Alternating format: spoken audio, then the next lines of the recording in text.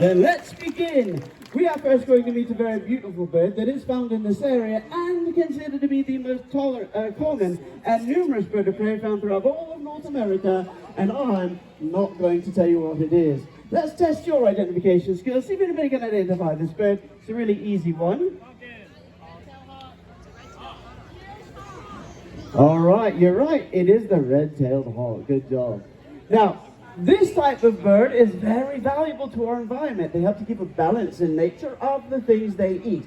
They eat things like rabbits, rats, squirrel, mice, rattlesnakes, snakes in general is also a big part of their diet.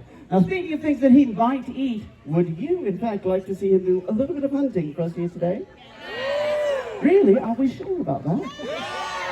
Okay, well, you're in luck, lords and ladies. It's a really short walk right over to the petting zoo. So follow us down this road. Petting zoo! You're a bloodthirsty lot, you know that, right? We're going to do a simulated hunt, lords and ladies. We're going to see if we can get him to attack a leather lure he's trained to attack, much the same as he would attack prey out in the wild. We're going to pretend for a moment that it is, in fact, his favorite food.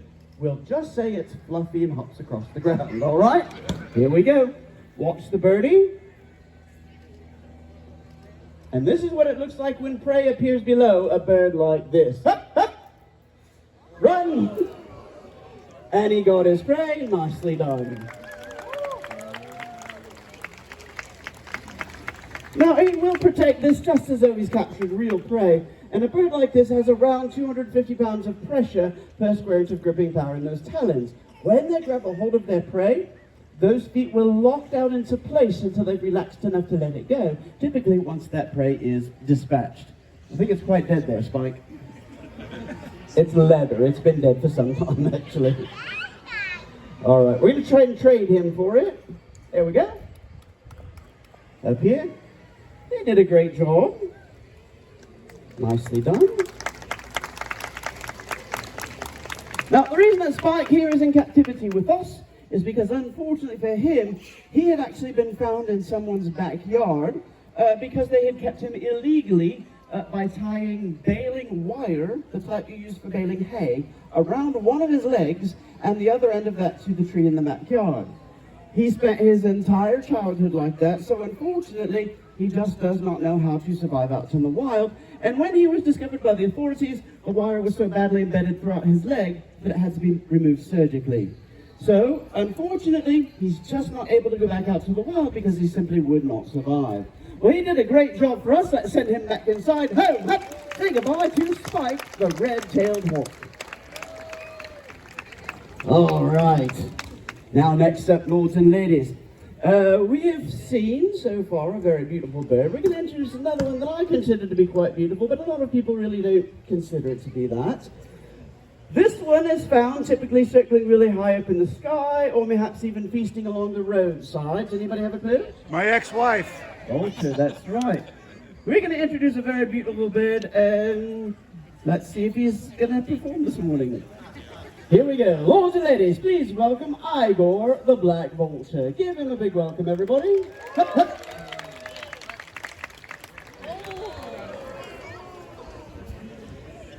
Now, this one is also quite valuable to our environment as well. They hate to clean up the environment of all the dead and decaying animals that would otherwise spread disease throughout the land. They're valuable for that purpose because they're very tolerant and even immune to a lot of diseases. For instance, he could consume an entire bowl of anthrax and not even be affected by that. They're really well suited to their job out in the wild. Now, they're also considered to be very intelligent. It's thought they may have the intelligence about equivalent to a 3-year-old child. We're going to test his intelligence here today and show you that birds can in fact see in color. Now, to do that, his job is to choose the same colored egg that Lady Shannon picks out of the basket over here. So what is it going to be? Yellow today. All right, up here, you're going to find yellow today, so find it. Good job. Now, inside the egg, there is in fact a meat reward. If you're wondering if the smell of the meat plays a factor in him finding the right color, the answer is no. There's an old myth or wives' tale that says if you were to find a baby bird, not to touch it because the parents would smell you and not take care of it. Has anybody heard that before? Okay, well, that's just an old myth. Most birds do not have a developed sense of smell. There's one notable exception to that rule here in this country, and that's the turkey vulture with the red head. They have a fantastic sense of smell, and they can smell their prey items for about 2 miles away. Well, he's done a great job for us as well. Let's send him back in. Say goodbye to Igor, the black vulture of death. You know, you can fly, honestly. Yes, master. Yes, master. All right. Now, we do have another bird to share with you. We've seen so far what we call diurnal birds or daytime birds. Anybody know what we would encounter about at nighttime? Shout it out. I'm sorry, who? Who? I know, it's a really foul joke. Keep egging me on, there's a lot more.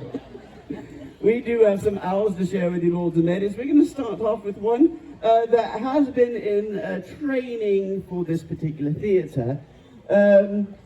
Now, as some of you know, we actually come in from Florida, so we've not had as much time to train lately as we would have liked before we got here. So that being said, I'd like to introduce everyone to a very beautiful bird.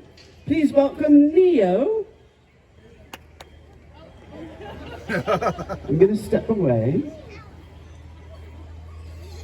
So we've just started working him coming in and out of the door. This is called a barred owl, B-A-R-E-D. Great horn. Oh, I'm sorry, great horn. Over here. All right, there we go. Okay, welcome, Neo, everybody. Now, his eyes are very bright. He's been around an audience before, but first days are really if you've been to the festival in the past, for the first bird show of the day, you know it's always a rehearsal day for us, because you are the last part of their training when we get to another location, because we don't have you to train with during the week. So they need to see you before we continue on. So I'm going to get out of the way. Now you're going to hear him make some weird sounds. Hear that weeping sound he's making?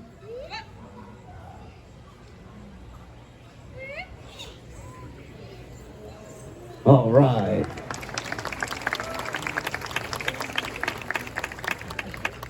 All right. Now watch how far around he can turn his head. They can turn their heads 280 degrees. It's not quite a full circle, but it looks like it. If he could, that would be an entirely different show. Right. So the sound that he's making is a baby sound. That's the sound that a baby makes to a parent when it's asking for food. That's right. The problem is, he's not really actually very hungry at all. It's just the only sound he knows. And he never stops making it, ever. That's actually one of the reasons we know that this particular bird is one that can't go back out into the wild, because he has all of his baby behaviors and he's actually an adult bird. He's about 3 years old now. And we're just keeping him out just a little bit longer with you here, just to get him used to you. So,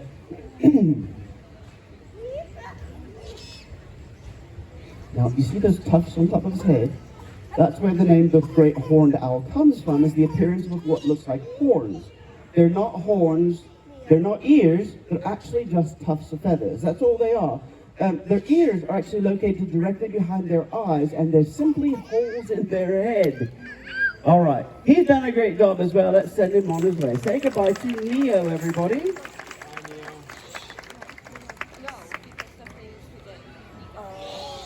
All right. Well, yeah, let's go ahead and put him away. Okay. We're going to go ahead and bring out the next one. We were going to put him away first, but we're going to go ahead and bring the next one out. Pardon? Yeah. All right. So I'd like to introduce the next one. Please welcome Nicodemus, everybody. Now, this is not just any owl. This is the largest species of owl on Earth. Now, this one has about a 3-foot wing, 3 or 4 foot wingspread, and this particular bird does not like me at all. And I'll talk about that in a moment. But we are going to put him on a safety line by next weekend, after he's been introduced to the audience, and maybe even by tomorrow, we might start letting him free fly. But today, while you're here, you're going to be part of his training as well. So I'm going to step over here to the back. And we're actually going to see a little size difference. You see the difference between them? This is a male, this is a male. In birds of prey species, females are larger in overall body weight and size than males by about 1/3. So a female is actually a third larger for both of these, which makes this the largest species in the world. Let's go ahead and send Neo on his way. Say goodbye to Neo, everybody. And we're going to see if we can get him to do a little bit of flying in front of you. He's ready. Now watch his wings spread when he spreads them. It's quite impressive. There we go. Now, as to the reason we don't get along, so there's something that happens when you work with birds of prey every once in a great while where they will hold a grudge against you for something or nothing you've done. In this case, you may have noticed they have those leather straps hanging down from their legs. Those are called jesses, and they don't impede them in any way. It's just for us to handle them with. But when we were installing his jesses, we put a cover over their head so they don't see what we're doing. Well, as we were finishing it up, the cover came over his head and he was staring at me squarely in the face. It didn't seem like it was a problem at the time, but a few days later, we were actually working with him here on this stage. He was on that perch right there. I came back here to get out of the way. He flew me down, hit me from behind, knocked me over, face down in the dirt. Now that being said, just by looking at him, anybody care to take a guess? How much do you think this bird might weigh? Shout it out. What do you think? 5 pounds, 20 pounds, 100, 4 pounds, 19, $1. What? He weighs just 4 pounds. You have to remember that birds have hollow bones to allow them to fly, so they have a much different mass to them compared to other animals of similar size. All right, we're going to do one more flight over there.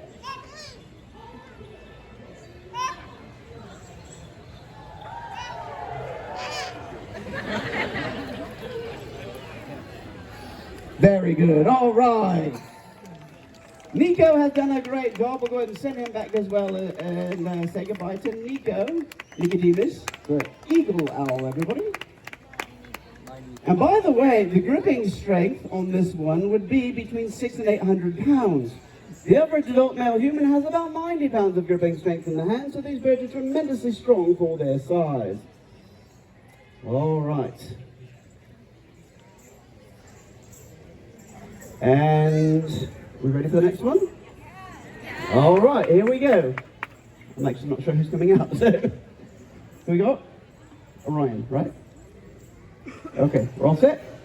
Okay, this next one is extremely beautiful bird to see up close. It's unusual for a couple different reasons. The first one being his name. You'll see what I mean when he comes out. But also for behavior that they do in the wild. We'll talk about that as well. Everybody over here, please remain seated. Please keep hands down at this time. Everybody get seated, all right? There we go. And across the entire back row, everybody please remain seated or standing where you are. Stand very still. All right, we have an umbrella. If you have any umbrellas, stick, staff, swords, please place those items below your head level at this time. Okay? Here we go. I'd like to introduce everyone to Orion, the African auger buzzard. Give them a warm welcome, everybody. Watch your heads over here, and here we go. Hup, hup. Now, this is called the African auger buzzard, but what does he look like? A hawk. You're right, it is a hawk. It's in the hawk family. The difference is in the language. In Europe and Africa, where these birds are found, hawks are actually named buzzards, whereas here in the States, vultures are sometimes called buzzards. The difference is, everybody get ready to duck? There's not actually an animal here in this country that's named a buzzard. Hup, hup, hup. Hup.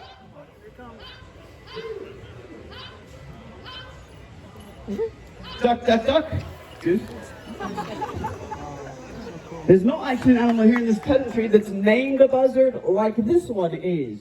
Now, in the wild, I mentioned they have an unusual behavior. They do something that's called kleptoparasitism. Does not mean they steal parrots. Means they steal food from other animals, particularly other birds of prey. He's got a really short tail that allows him to flip upside down to steal food away from other birds while they're flying away with their prey. We're going to see if he can catch this leather lure upside down in the air. So lords and ladies, here we go. Get ready to duck. Look behind you. Look at the bird. Hut! Nicely done. Now again, he will protect this just as though he's captured real prey. And this particular bird is quite dangerous. So we're going to send my lovely wife, Lady Shannon, over there to collect it. All right. Let's see if we can get away. He does not like to let this lure go, so I'm going to try and get it away from him. We're going to utilize an ancient falconer's trick to get this back. Do you want to see an ancient trick? Okay, here we go. Mine. This is not the lure you're looking for. Wait, oops, I dropped some food. I dropped more food. There we go. Now, by the way, this bird is 23 years old this year. 24 years old this year. Get ready to go home. Ready? Ho, ho, ho, ho! Say goodbye to Orion, everybody. Now, we've had Orion since he was 2 months old, and a couple of years ago, we had something unusual happen that we didn't expect at all. He laid 2 eggs. So, we're not going to change the name. Okay, next up, lords and ladies, we have another beautiful bird to share with you. This one has been with us for quite some time as well. This one has really been a part of our... Was it stuck? There we go. Opening day, medieval difficulties. All right, this one was actually part of a display because this one, nobody thought it was ever going to be able to fly. It came to a rehabilitation center, which is like a hospital for wildlife, and because it came in because it was struck by a vehicle, and one of his wings was so badly damaged that nobody thought he was going to be able to fly. But then, a few years ago, he started leaping further and further within his enclosure to different perches, and we thought we'd give him a try. He has learned to adapt to his disability, and we wanted to share that with you here today. So, lords and ladies, please welcome Severus the turkey vulture.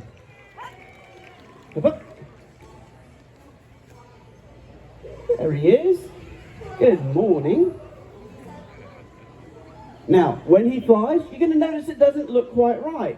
That's because one of those wings, remember, was damaged by an impact from a vehicle. But this is how he has learned to adapt to it. He can fly, and he's been surprising us because he's actually been flying around the theater instead of short hops like we usually have him do. There he is. He also has done something all on his own. He actually likes to put one wing up and wave at everybody to see what you do. So you're welcome to wave back at him. There he goes. And we're going to see if we can do a long distance flight as well. Now this bird is unusual because remember, most birds do not have a sense of smell. This is that exception to the rule. This one has an excellent sense of smell, and they can smell their prey items for about 2 miles away. There he's waving at you guys over there. You can wave back. Now, there's something really interesting, I find it interesting anyway, that's going on in Germany at the moment. This bird is being studied for that sense of smell. They want to utilize it for a special purpose, which is to help locate cadavers following disasters. So what they're doing is working with dogs in conjunction with them to try and help locate cadavers from the air so they can signal the dogs so that they'll locate them much closer and zoom right in on that. Let's give him one more flight this way. He's got a tailwind, so he might have a shoot. And he's done it! Huzzah! All right, let's go ahead and send him back inside. Say goodbye to Severus the turkey vulture. Ho, ho. You can do it. Do you need some help? All right. Over here. Duck lady, Shannon. Come here. Hup. So he's kind of daddy's boy, by the way. Yes, he's such a good boy. All right, we're flying. There we go. All right. Next up, lords and ladies, we have a bird to share with you that is found in this area. It's actually found starting around Southwest Texas, Arizona, New Mexico, Southern California, throughout South and Central America as well. This one is unusual for a lot of reasons. We're going to cover just a couple of them here today. I'd like to introduce everyone to Finn, the Harris Hawk. Give him a big welcome. Everybody duck. Hup, hup. Now, most birds of prey typically choose a single mate, and they live and hunt within a specific territory. This species lives in groups and colonies, and they hunt together in packs. Their nickname is the air wolf, everybody duck, because their hunting technique is really similar to that of wolves. What they do is get together in groups of 5, 10, 20 or more. Some of them will get down on the ground on foot and chase prey out from the underbrush. Meanwhile, there'll be others waiting in the surrounding area to ambush the prey as it's flushed out by the birds on the ground. It's called cooperative hunting, and it's really rare for a bird to do. We're going to see if we can get him to show you what it looks like when this type of bird misses its prey and then flips back over to try and recover it. So everybody stay seated, get ready to duck. Everybody look behind you. Here we go. Hup, hup. Hup, hup, hup. Good catch. Now this one's only got about 150 pounds of pressure gripping power in his little talons, but that's all right. Remember, they travel in those large, very large groups, so they have a whole lot of support when they're out hunting together. Now remember, females are also another third larger than this, so the females again are a little bit bigger, and they have about 250 pounds of pressure in their talons. All right. Now this bird does something else that's unusual. Let's get him to the back perch. In the wild, they're found out in the deep desert where there's not a lot of tall perches like trees or buildings that they can launch on top of to be able to see prey down below. So what they do is a behavior that's called stacking. When a bird finds a tall perch, typically a saguaro cactus, the first bird will come along and simply land on it. The next bird will come along and land right on top of the first bird. The third bird on top of the second bird, and so on and so forth, until they've stacked up several birds high. It looks exactly like a totem pole. He's done a great job for us. Home, up. Everybody say home. Home. And he did a fantastic job. All right, lords and ladies, those of you right down the middle right here, please do remain seated at this time. Please keep your hands down. This is the largest bird that we have to share with you. Those of you on the diagonal over here as well. Okay. Make sure we're all seated. There we go. Ready? Stay seated. There we go. This is the largest bird we have to share with you here today. I'd like to introduce everyone to Ray, the king vulture from South America. Give him a big welcome. Now he's got about a 7-foot wingspread and he's coming right at you. So please keep your heads down. Hup, hup. Now, especially first day, this particular bird does take a little bit of extra time, but you might get some good wind as he flies by. And there you go. Everybody on the diagonal right over here, be prepared as well. Turn and look at him. Now this is called, his name is Zopalote Ray. We call him Ray. Duck, duck, duck. We call him Ray for short. Now, this type of bird was once revered by the ancient Mayans. They believed it to be the messenger between their kings and their gods. They called them king's birds. Today we call them the king vulture. Now, this one is 34 years old, and they can live a very long life. He actually came from a zoo in Arizona where he was an accidental hatch. Back in those days, they were very common, so what the zoos would do, because they had limited space, was if parents would lay eggs, they would just shake them up and then take them out. They missed his egg, and he was hatched accidentally, and then eventually he was placed with us for permanent care. Now, this one also does not like men in general, including me. Loves my wife, me not so much. All right. Over there. Right. Come on. Now, by the way, for those of you that always ask at the end of the program, that is not a hood or something he's wearing on his head. That is his natural coloration. That is what he looks like. This bird is found in the deep jungles of South America. Now, I do want to mention, lords and ladies, that it is actually illegal for any person to hunt, kill, capture, shoot, or possess any bird of prey found here in this country. It's even illegal, lords and ladies, to keep one single feather home from a bird like this. Doing so is actually risking prison or even a hefty fine. That being said, lords and ladies, have you enjoyed your birds of prey here today? Please do remember to reduce, reuse, recycle whatever you can. It benefits them and ultimately it benefits each and every one of us here today. We are going to bring out some birds for a close encounter. They're going to be right behind you in just a moment. So that being said, I do want to leave you with one parting thought. Does anybody know why the vulture crossed the road? It was because the chicken didn't make it. Thanks for joining us. Have a magical day here in our kingdom, lords and ladies. Thank you all for coming.